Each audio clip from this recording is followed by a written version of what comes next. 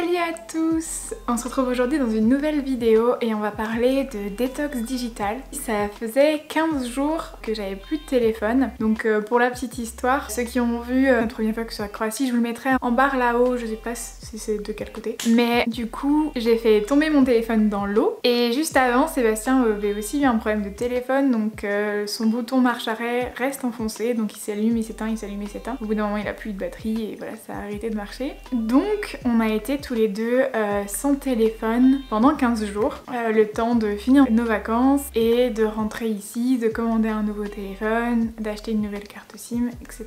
Pour l'instant du coup on a un téléphone pour deux et on verra pour acheter un téléphone aussi à Sébastien plus tard. Donc j'ai pris des petites notes du coup sur mon nouveau téléphone et dans cette vidéo en fait je voulais vous parler de est-ce que ça m'a fait du bien, quels sont les points positifs, qu'est-ce qui a été difficile, quels sont les points négatifs, de quoi je me suis rendu compte, est-ce que ça m'a aidé, est-ce que je veux changer des habitudes dans le futur par rapport à ça. Parce que c'était un petit peu le pire moment pour avoir ce genre de problème parce que on pouvait pas recommander un téléphone, on pouvait pas recommander une carte SIM, on a dû attendre longtemps. Mais justement ça nous a permis d'avoir pas de téléphone pendant longtemps. Donc on a pu avoir une vraie détox du téléphone. Donc bien sûr c'était pas une détox digitale complète vu que on avait encore notre ordinateur, on a continué à poster des vidéos, on a pu aller un peu sur des réseaux de temps en temps, regarder des films, etc. Mais bon on était en vacances donc on a quand même pas fait ça tout le temps, donc c'était quand même une bonne détox je pense par rapport à notre activité habituelle vu qu'on est souvent sur les ordinateurs et souvent sur les réseaux sociaux, etc.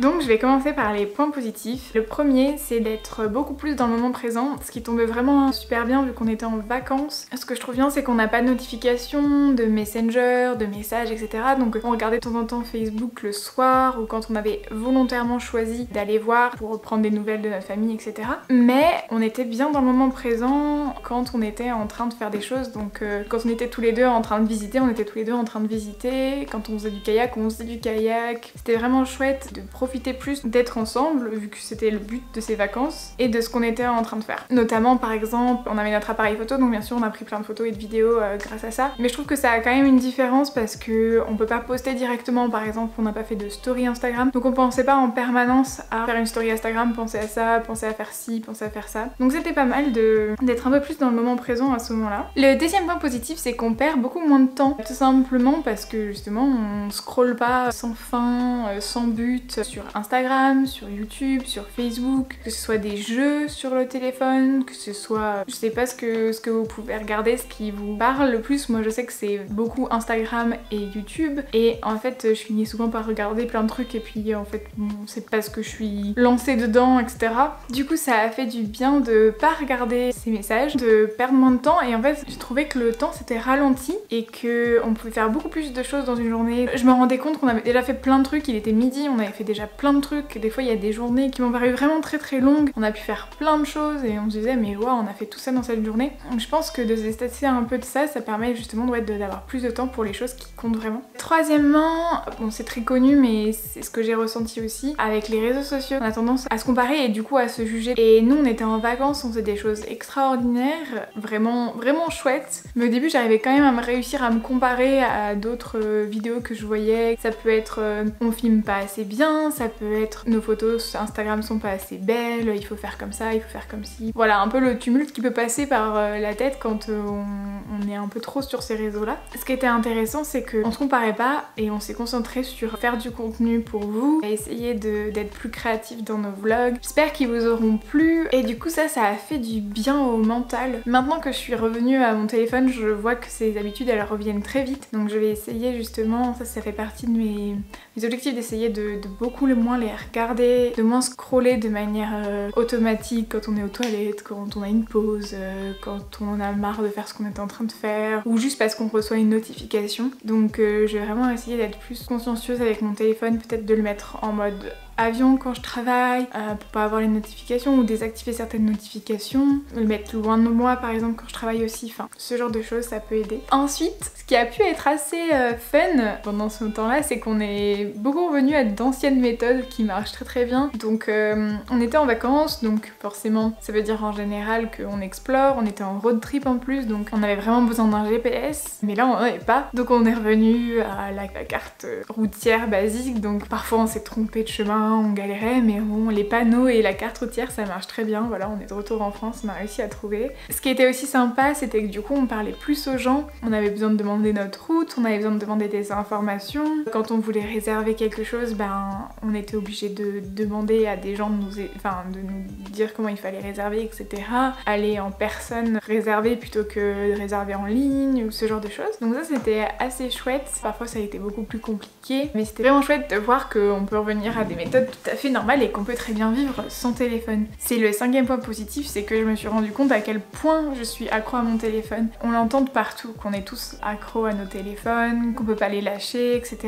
Moi je me rendais un peu compte avec la comparaison avec Sébastien qui est vraiment très détaché de son téléphone. Lui ça lui a fait quasiment aucune différence, mais moi j'avais l'impression que ça allait plutôt bien en termes d'addiction. Mais en fait on se rend compte qu'on est vraiment accro, donc par exemple c'est entendre un autre téléphone qui sonne et penser que c'est le nôtre et se précipiter dessus en fait, parce que en soi penser que c'est le nôtre c'est un peu automatique, mais surtout se précipiter en se disant oh, j'ai reçu un message, ça peut peut-être attendre, il y a peut-être une autre urgence ou peut-être d'autres choses à profiter et on pourra peut-être regarder nos messages après. Ce genre de choses, je me suis rendu compte que ça arrivait souvent, je me suis rendu compte que ça me manquait d'aller voir ces réseaux sociaux, que je faisais ça directement quand j'allais sur mon ordinateur du coup, donc j'ai essayé de m'en détacher un peu plus. Et je pense que oui, on entend souvent dire qu'on est accro à nos téléphones maintenant, mais on s'en rend pas vraiment compte. Et se tester en fait en faisant ça, c'est vraiment important. On entend dire ça aussi des fumeurs ou des alcooliques ou de toute autre addiction. On entend dire qu'on est addict à partir du moment où on peut pas s'en passer pendant un certain temps, que ce soit une journée, une semaine, etc.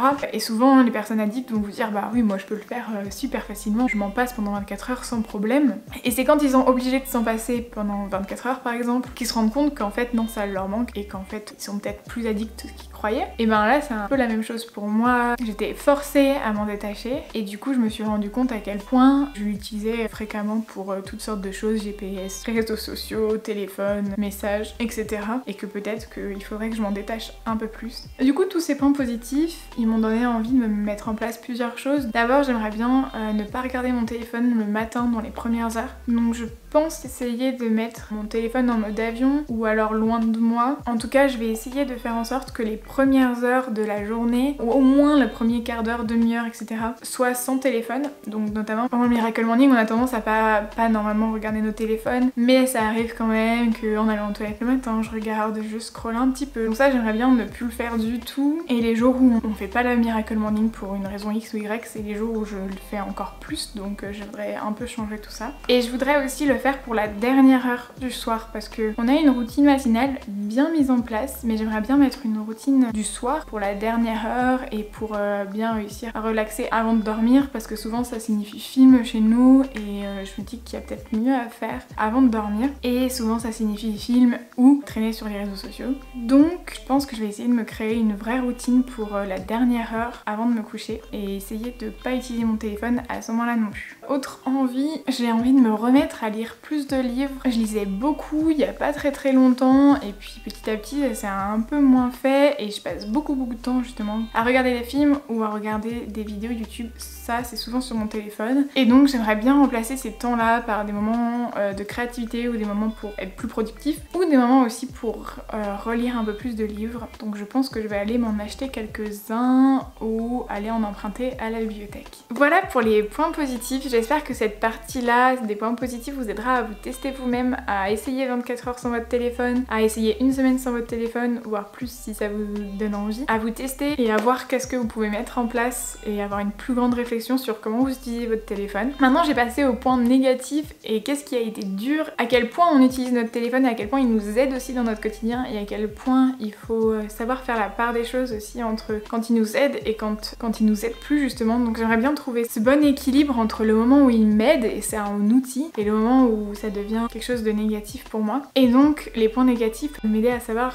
quand est-ce que c'est utile pour moi et quand est-ce que c'est vraiment un outil important. Donc tout d'abord c'était très galère sans téléphone en voyage. On a eu par exemple notre voiture qui a été emmenée à la fourrière. On pouvait pas appeler pour être sûr que notre voiture était bien à la fourrière et pas volée. On n'avait pas de GPS pour savoir la route pour aller à la fourrière puisque du coup les fourrières c'est toujours à l'extérieur du centre-ville. On était en plein centre-ville à Bologne. Cette fois on n'avait pas pris notre appareil photo, on avait quasiment rien pris, donc beaucoup de choses étaient dans notre voiture. Donc on a dû trouver un McDo pour avoir internet sur notre ordi, parce que heureusement on avait un de nos ordi dans notre sac. Pour trouver comment y aller, on a regardé comment y aller en transport en commun, et en fait ça marchait pas du tout. En Italie c'est vraiment compliqué les transports en commun, on comprenait rien, on a demandé aux chauffeurs qui nous ont indiqué plein de trucs différents, on a attendu 1 heure, on a fini par vouloir y aller à pied, il y avait 1 heure de marche, il faisait super chaud, on pouvait pas appeler de taxi, on pouvait pas appeler de Uber, on pouvait rien faire.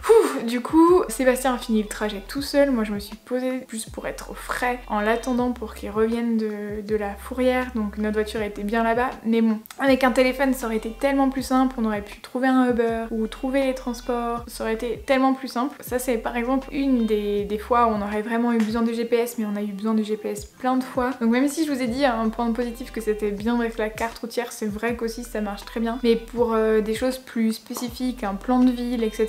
ça marche pas du tout la carte routière, parce que on voit que les villes en général, donc dès qu'on traversait les centres c'était infernal pour savoir où on allait, on s'est perdu 15 millions de fois. Donc ouais, le GPS est quand même une super invention. La deuxième chose qui a été très galère en voyage, c'était tout ce qui était réservation. Donc j'avais dit qu'on pouvait réserver sur place avec des gens, mais il y a aussi beaucoup de choses qu'il faut réserver en avance, et notamment quand on voulait aller sur les îles Brijun. Donc on vous a fait un vlog là-dessus, on devait faire une expédition sous-marine accompagnée avec les masques tuba qui ont un audio guide dedans et un guide. Donc ça avait vraiment l'air top. Bon, finalement ça a été annulé parce que le guide était malade, mais pour pouvoir faire ça, il fallait réserver au moins 48 heures à l'avance, et on n'avait pas de téléphone pour appeler, donc on a essayé de réserver par mail, ça nous répondait pas. Enfin, ça a été la galère, on a fini par demander le téléphone de quelqu'un de croate, mais il savait pas trop s'il pouvait nous prêter, ou est-ce qu'on allait appeler en France, pas en France, donc c'était un peu compliqué.